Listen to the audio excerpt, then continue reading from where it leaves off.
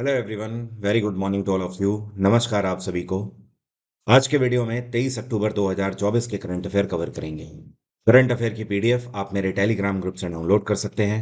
Telegram का official link video के description में दिया हुआ है। जब आप पीडीएफ डाउनलोड करते हैं तो उसमें दी हुई स्टैटिक जीके को पढ़ना ना भूला करिए।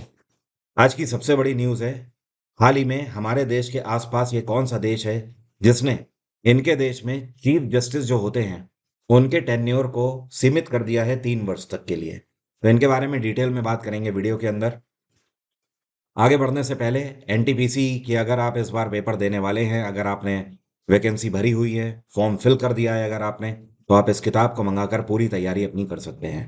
ये किताब मैंने, अरुण सर ने और काजल मैम तीनों ने कंपाइल करी हुई है। और जिसमें जितनी भी इसमें जनरल साइंस है वो सब काजल मैम ने यहाँ पर दी हुई है। साथ में टॉपिक वाइज भी है। और 2016 से लेकर 2022 तक के जितने भी रेलवे के एग्जाम हैं वो सब इस बुक में सॉल्यूशन के साथ हैं। मैंने इसमें पूरा जीएस के कवर किया हुआ है, टॉपिक के साथ भी और अलग अलग एग्जाम वाइज भी। उसी तरीके से रीजनिंग भी इसमें पूरी कवर है। इस किताब की खास बात यह है कि इसमें चैप्टर वाइज भी क्वेश्चन दिए हैं, टाइप वाइज भी क्वेश्चन दिए हैं और एग्जाम वाइज भी दिए हैं कि कौन से एग्जाम में कौन कौन से क्वेश्चन पूछे गए हैं। फिर चाहे वो ग्रुप डी का एग्जाम हो, चाहे एनटीपीसी हो, असिस्टेंट लोको पायलट हो, टेक्नीशियन हो या फिर जेई का एग्जाम हो, रेलवे के एग्जाम का मतलब ये किताब वन स्टॉप सॉल्यूशन है आपके लिए। किताब का लिंक वीडियो के डिस्क्रिप्शन में दिया हुआ है। पहले बात कर लेते हैं कल के क्वेश्चन की। कल मैंने आपसे सवाल यह पूछा था कि कांग्रेस का जो कलकत्ता में सेशन हुआ था जिसको अधिवेशन बोलते हैं, तो कलकत्ता के कांग्रेस के अधिवेशन में ये पहले व्यक्ति कौन थे जिन्होंने स्वराज की मांग करी थी। तो इसका सही आंसर है दादा भाई नेहरू जी। इनको grand old man of India के नाम से भी जाना जाता है। तो जिन लोगों ने आंसर किया है दादा भाई नेहरू जी, उन सभी के आंसर सही हैं। वैसे भी जिनको आंसर नहीं पता होता है वो तो आंसर करते ही नहीं है। खैर चलिए। अब देखिए, एक बात आप और ध्यान रखिएगा। दादा भाई नेहरू जी ने कांग्रेस की अध्यक्षता कब कब करी है, मतलब ये कब कब कांग्रेस के प्रेसिडेंट रहे हैं। तो कांग्रेस की स्थापना 1885 में हुई थी, उसके जस्ट अगले साल 1886 में ये प्रेसिडेंट रहे हैं। उसके बाद 1893 में भी ये कांग्रेस के प्रेसिडेंट रहे और उसके बाद 1906 में भी ये प्रेसिडेंट रहे हैं। दरअसल यहाँ पर जिसकी बात हो रही है कि कांग्रेस का ये जो कलकत्ता अधिवेशन था जिसमें इन्होंने स्वराज की मांग करी, ये था 1906 वाला सेशन। ठीक है, तो अब से आप ये ध्यान रखेंगे। और कांग्रेस की अध्यक्षता जब 1886 में इन्होंने करी थी, तो ये भी मीटिंग कहाँ पर हुई थी, ये भी कलकत्ता में ही आयोजित करी गई थी। और जब कांग्रेस की स्थापना करी गई थी तो भारत के वायसराय कौन थे उस टाइम पे 1885 में? तो ये थे लॉर्ड डफरिन। क्या नाम है इनका? Lord Dufferin.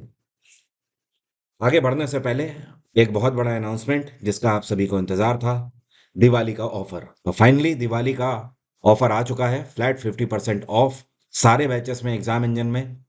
कोड आप ध्यान रखें, दिवाली 50 आप कोड लगाते हैं तो मेरे सभी बैचेस में 50% का डिस्काउंट आपको मिल जाएगा। मैं जानता हूँ, मेल वगैरह मैं पढ़ता रहता हूँ, कमेंट सेक्शन में भी देखता रहता हूँ, बहुत सारे स्टूडेंट जब नवरात्रि खत्म हो गई थी उसके बाद से वेट कर रहे हैं। तो करीब 10 दिन का आपका वेट खत्म हुआ, इवन ज़्यादा ही हो गए, आई थिंक 2 सप्ताह हो गए जब से कोई ऑफर नहीं था। तो आप इसका लाभ उठा सकते हैं और अपनी तैयारी फिर से चालू कर सकते हैं। ध्यान रखिए, एक तरीके से ये वो दौर चल रहा है इस टाइम पर सरकारी वैकेंसीज का, जहां पर सरकारी वैकेंसीज निकल रही हैं और बहुत जल्दी क्लियर भी हो रही हैं। वरना अगर आप 3 से 4 साल पहले का फेस उठा के देखेंगे तो आपको पता लगेगा कि उस टाइम पर हजारों नहीं लाखों जिंदगियां खराब हो गई हैं, क्योंकि उस टाइम पर वैकेंसी टाइम से नहीं आ रही थी और अगर आ रही थी तो रिजल्ट नहीं टाइम से आ रहा था। उसका रीजन क्या हुआ? उसका रिजल्टेंट ये हुआ कि कई सारे ऐसे लाखों स्टूडेंट थे जिनकी जो एज लिमिट थी वो वहीं पर खत्म हो गई और आखिरकार करियर भी उनका खत्म हो गया पूरे तरीके से। तो आप अपने आप को खुश नसीब मानिए कि ये समय आपको मिल रहा है जिस टाइम पर वैकेंसी से रिलेटेड सारी चीजें सही चल रही हैं। तो आप इसका फायदा उठाना मत भूलिए। अगर ये टाइम निकल गया और इसमें आप अपने आप को प्रूफ नहीं कर पाए, एक छोटी नौकरी भी अगर नहीं ले पाए, तो जीवन बड़ा मुश्किल हो जाएगा। सारे बैचेस के लिंक वीडियो के डिस्क्रिप्शन में दिए हुए हैं या फिर आप डायरेक्टली ऐप में जाकर भी प्रीमियम कोर्सेज वाले ऑप्शन से अवेल कर सकते हैं। अब शुरू करते हैं करंट अफेयर। ये कौन से मिनिस्टर हैं जिनके द्वारा फिलहाल में 2024 का मेडिसिन अपडेट बीजेएमएफ कॉन का उद्घाटन किया गया है? तो इसका उद्घाटन किया गया है जेपी नड्डा के द्वारा। जेपी नड्डा इस टाइम पर हेल्थ मिनिस्ट्री संभाल रहे हैं, या आप बोल सकते हो ये हेल्थ मिनिस्टर हैं भारत के। अब यहाँ पर बीजेएमएफ कॉन का मतलब क्या है? कॉन का मतलब है कॉन्फ्रेंस। ठीक है, और बीजेएमएफ का मतलब है Bihar and Jharkhand medical forum.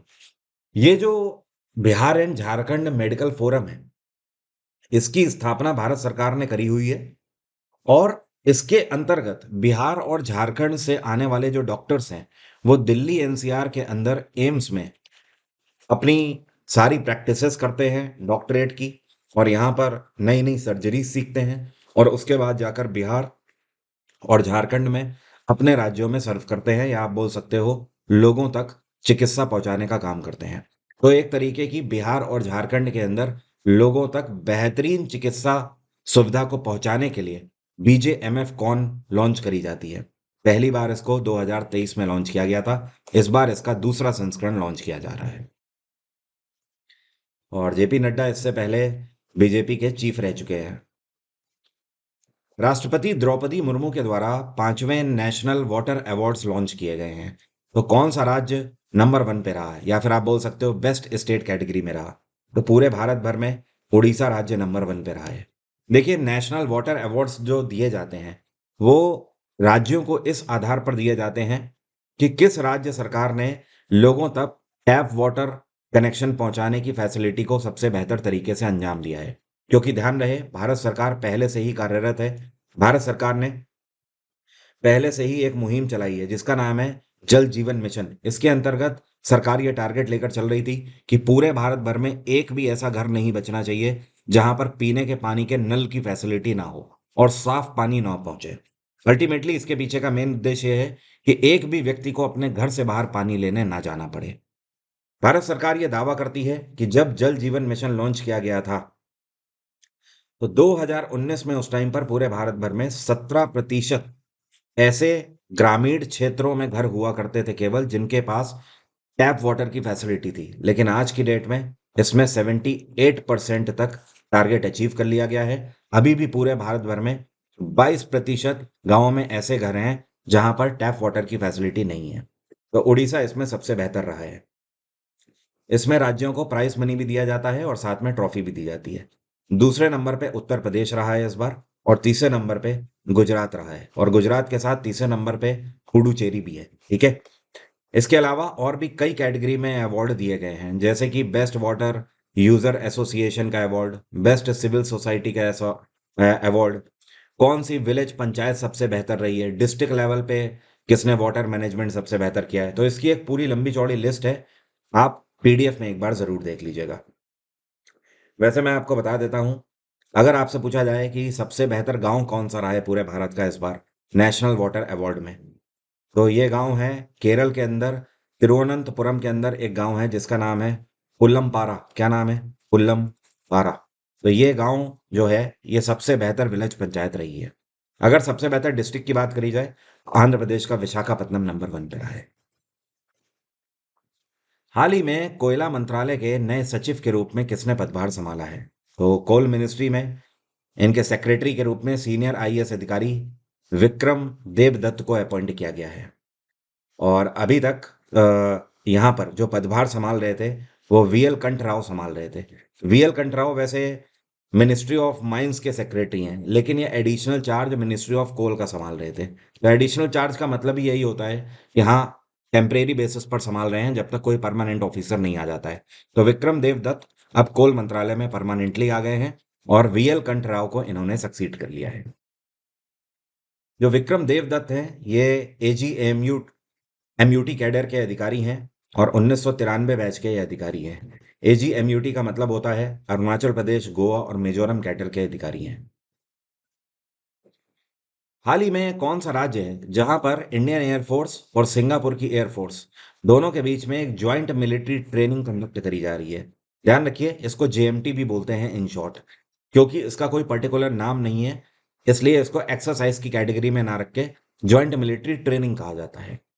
तो भारत और सिंगापुर में के बीच में इस बार ये जो ट्रेनिंग कंडक्ट करी जा रही है, ये पश्चिम बंगाल में कंडक्ट करी जा रही है। वेस्ट बंगाल में एक एयरफोर्स स्टेशन है जिसका नाम है कलई कुंडा। यहाँ पर मैं लिख देता हूँ, कलई कुंडा, जहाँ पर यह ट्रेनिंग कंडक्ट करी जाएगी। ये ट्रेनिंग आने वाले 13 नवंबर को चालू होगी, अगले महीने, और चलेगी 21 नवंबर तक। करीब 8 दिन की ये ट्रेनिंग होगी। इसमें सिंगापुर एयरफोर्स की तरफ से F-15 और F-16 फाइटर जेट्स हिस्सा लेंगे। जबकि भारत की तरफ से अगर बात करें तो हमारी तरफ से रफाल हिस्सा लेंगे, यहाँ पर सुखोई विमान भी हिस्सा लेंगे, तेजस हो गया, जैगवार हो गया और मिराज भी हिस्सा लेंगे। वैसे क्या आप मुझे कमेंट बॉक्स में लिखकर बता सकते हैं इस टाइम पर इंडियन एयरफोर्स के चीफ कौन है? और सिंगापुर की अगर बात करें तो इसकी कैपिटल है सिंगापुर सिटी और यहाँ के पीएम है लॉरेंस वोंग। कौन है? Lawrence Wong. भारत में हर वर्ष पुलिस स्मृति दिवस कौन से दिन मनाया जाता है? अंग्रेजी में बोलते हैं पुलिस कमेमोरेशन डे। तो दरअसल ये हर साल 21 अक्टूबर को यह दिवस मनाया जाता है। क्या आप जानते हैं ये दिवस क्यों मनाया जाता है? मैं बताता हूँ। 1959 में लद्दाख वाले रीजन में हमारे पुलिस पर्सनल्स की एक ग्रुप थी। तो उस ग्रुप के ऊपर जो चाइनीज आर्मी थी उसने एम्बुश कर दिया था। मतलब धोखे से या बिना बताए डायरेक्टली उन पर अटैक कर दिया था विदाउट एनी प्रायर इंफॉर्मेशन, जिसकी वजह से कई सारे पुलिस पर्सनल्स वीर गति को प्राप्त हुए थे। तो उनकी याद में एक तरीके से ये दिवस मनाया जाता है 21 अक्टूबर को हर साल। उन्होंने देश के लिए जो सैक्रिफाइस किया है उनको याद किया जाता है। एक और बात ध्यान रखिए इससे रिलेटेड, 2018 में प्रधानमंत्री नरेंद्र मोदी में ने नई दिल्ली में इसी दिन के उपलक्ष्य में नेशनल पुलिस मेमोरियल का उद्घाटन किया था। तो आप ये चीज जरूर ध्यान रखें कि नेशनल पुलिस मेमोरियल कहाँ पर है? नई दिल्ली में है। कब इनॉग्रेट किया गया था? 2018 में इनॉग्रेट किया गया था। ये कौन से यूनियन मिनिस्टर हैं जिनके द्वारा ई श्रम वन स्टॉप सॉल्यूशन नाम का पोर्टल लॉन्च किया गया है? तो इसको लॉन्च किया गया है डॉक्टर मनसुख मांडवी के द्वारा। डॉक्टर मनसुख मांडवी जो पिछले लोकसभा का कैबिनेट था उसमें भारत के हेल्थ मिनिस्टर थे, लेकिन इस बार इनका कैबिनेट बदल गया है। इस बार ये यूनियन मिनिस्टर हैं लेबर एंड एम्प्लॉयमेंट मंत्रालय के, साथ में इस टाइम पर ये यूथ अफेयर्स एंड स्पोर्ट्स मंत्रालय के भी मिनिस्टर हैं। अब ये जो ई श्रम वन स्टॉप सॉल्यूशन पोर्टल है, इसका मेन उद्देश्य है कि भारत भर में ऐसे अनऑर्गेनाइज्ड लेबर, मतलब ऐसे मजदूर जिनका भारत सरकार के पास डेटा नहीं है, उनका डेटा इस पोर्टल पे डालना। ये है इसका मेन उद्देश्य, ताकि उन मजदूरों को मनरेगा का फायदा मिल सके, राशन कार्ड उनका बनाया जा सके, साथ में उन्हें प्रधानमंत्री श्रम योगी मनधन योजना से जोड़ा जा सके ताकि उन्हें वित्तीय सहायता मिलती रहे। तो जब तक मजदूर इन पोर्टल्स में रजिस्टर नहीं कराते हैं तब तक जाहिर सी बात है सरकार के पास डेटा नहीं आ पाता है, और जब तक डेटा नहीं है तब तक सरकार की योजना का लाभ भी उन्हें नहीं मिल पाता है।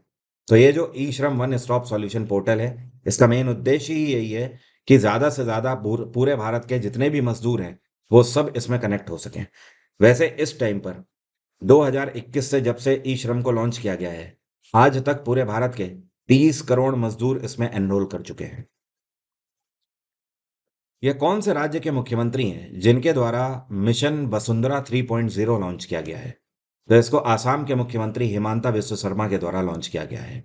इसका मेन उद्देश्य ये है कि आसाम रीजन में जो भी ट्राइबल जनजातियां हैं उनको जहां पर वो रहते हैं उनके घर के डॉक्यूमेंट पक्के तरीके से बना के दिए जा सकें। क्योंकि आपको पता होना चाहिए, जो कि जंगलों में रहने वाली जनजातियां हैं उनके लिए कोई उनका प्लॉटिंग वगैरह तो होती नहीं है जगह की। वो जहाँ पे रहते चले आ रहे हैं, उनके पुराने टाइम से कबीले हैं, वहीं पर वो आज भी रह रहे हैं। तो आने वाले समय में अल्टीमेटली एक ऐसा प्रोमाइसेस हो जिसको वो अपना घर कह सके लीगली, जिसके लिए आसाम सरकार ने मिशन वसुंधरा 3.0 लॉन्च किया है।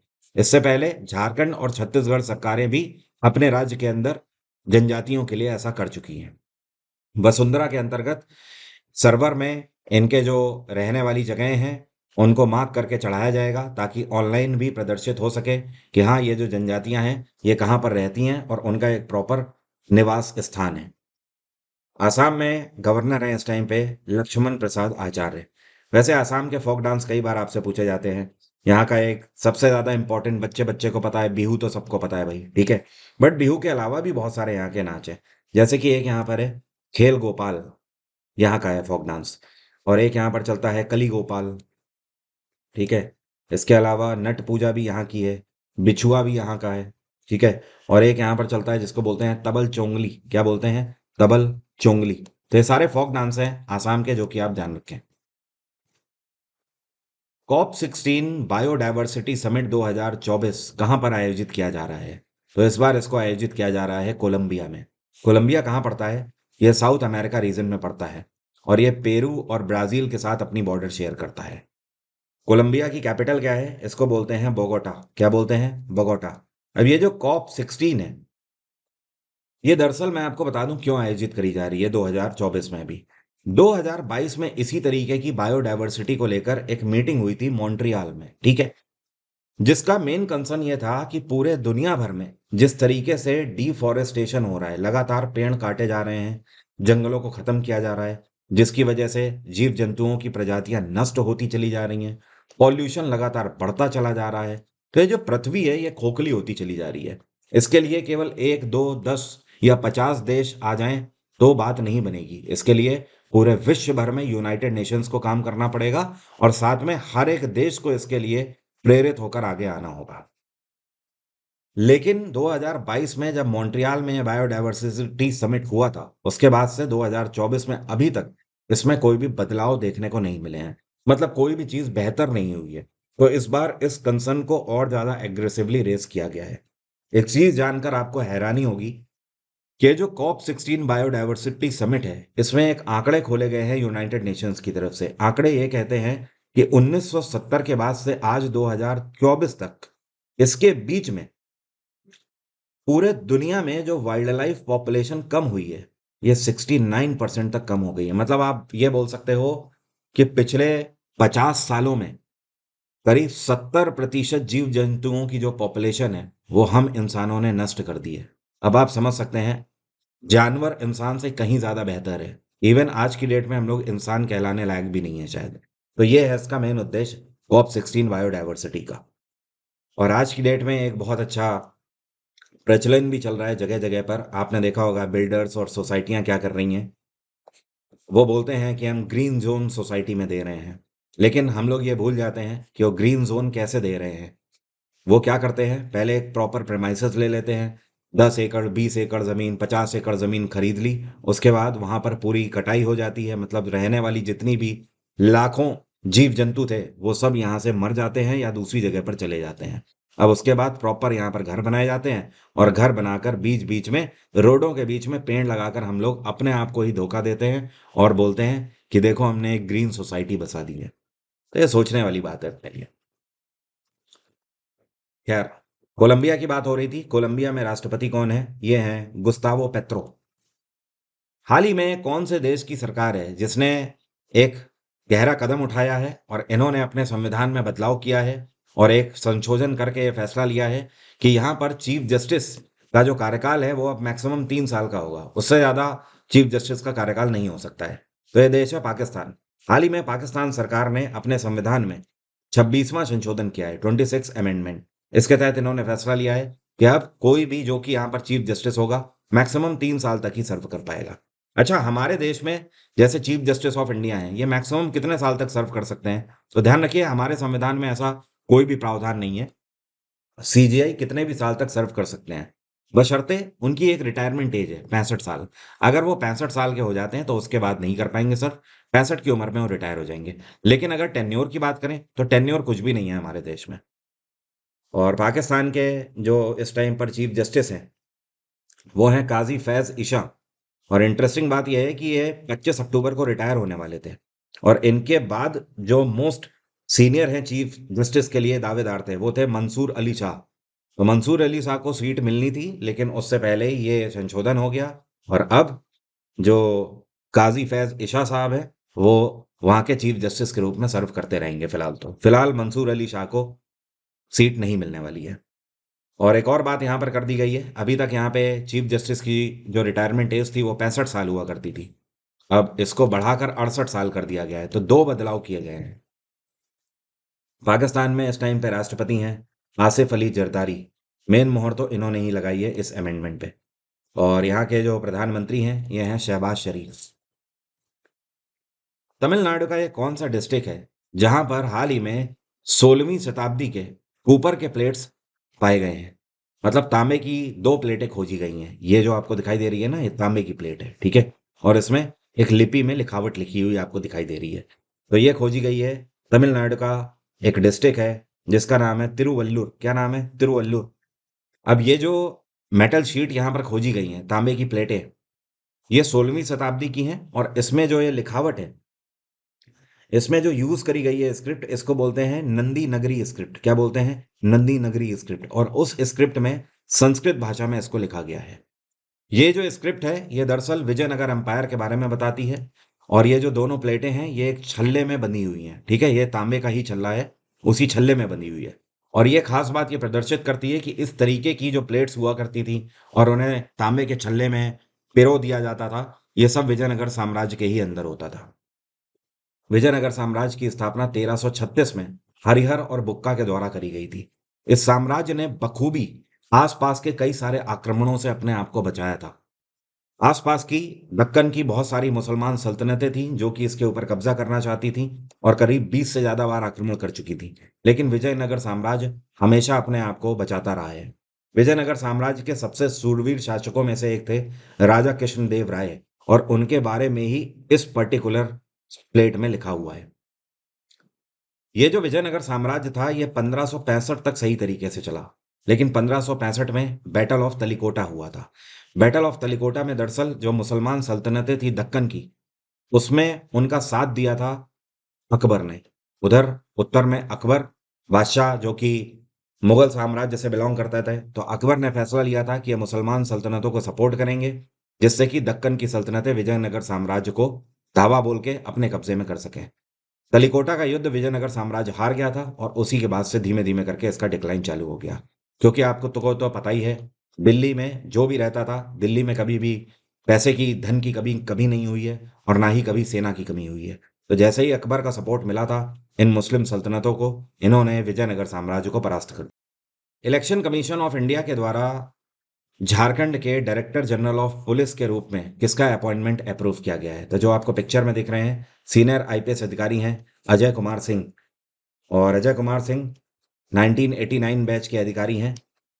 और इस टाइम पर 1989 बैच के जितने भी पूरे भारत भर में आईपीएस अधिकारी हैं उनमें से मोस्ट सीनियर हैं ये। झारखंड में अभी तक director general of police Anurag Gupta थे, जो कि एक्टिंग डीजीपी के रूप में कार्यरत थे।